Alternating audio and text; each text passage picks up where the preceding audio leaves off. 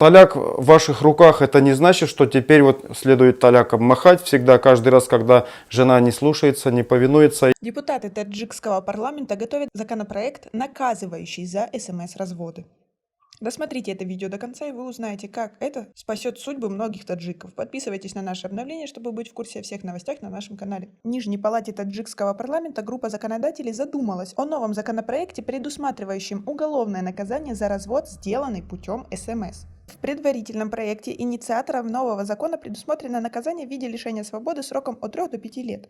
Правда, новый законопроект еще не вынесен на обсуждение парламента, равно как и неизвестно, будет ли он принят членами Маджлиси Намояндагон. По законам Таджикистана развод, объявленный путем СМС-сообщения, незаконен, а духовенство в Таджикистане не раз призывало жителей отказаться от подобной практики.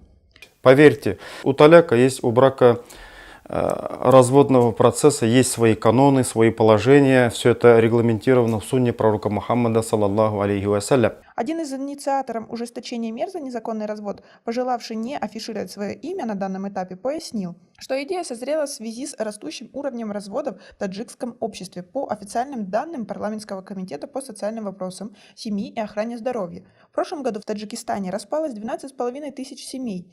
Этот показатель 2 года назад составлял 10 тысяч случаев. Однако вряд ли в таком формате законопроект будет легко одобрен другими членами парламента.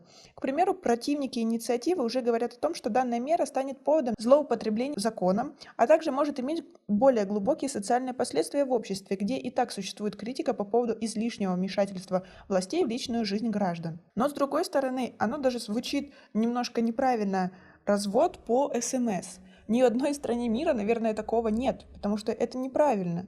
Собеседник пояснил, что их законодательная инициатива будет касаться исключительно тех случаев, когда СМС-развод был объявлен без присутствия свидетелей и безосновательно. То есть, как сейчас делают многие, сложно, конечно, их назвать мошенниками, люди, которые без свидетелей разводятся и их супруги просто получают СМС как факт, что они разведены. То есть, если человек действительно чувствует, что он не желает продолжать жить с супругом или с супругой, то будет вынужден обращаться в суд, как это происходит во всех странах мира. В этом праве им никто не отказывает, пояснил представитель парламента.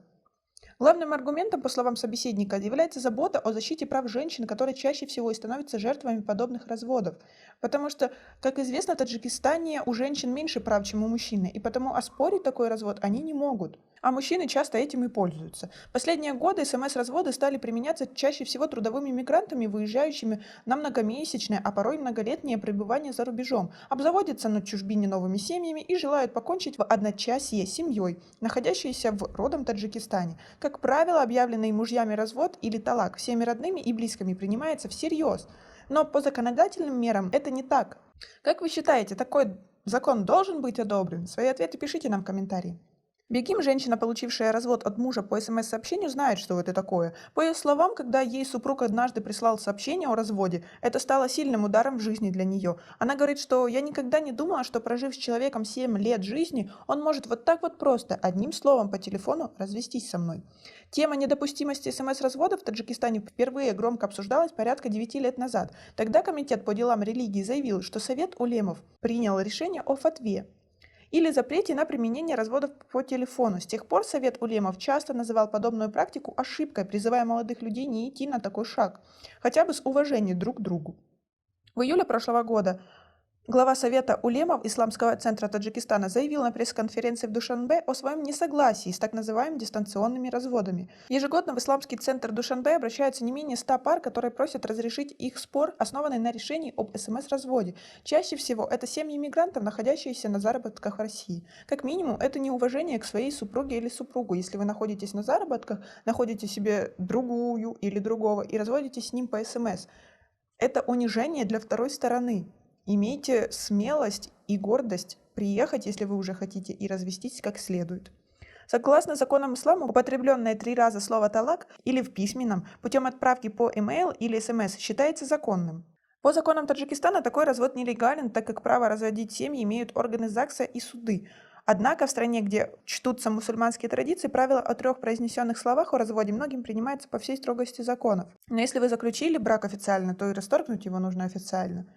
Наказание за развод, совершенный лишь путем произнесения 3 раз слова «талак», в прошлом применяли некоторые другие страны. К примеру, в Индии в прошлом году парламент там принял решение запретить правило о 3 талаках, приравнять это к преступлению и приговорить человека к 3 годам тюрьмы. Наверное, это даже и правильно, ведь мир развивается, и сейчас 3 слова «талак» уже не имеют такой силы, как документы подписанные. Да и наличие документов дает чувство ответственности за свое решение, и это, наверное, будет правильно.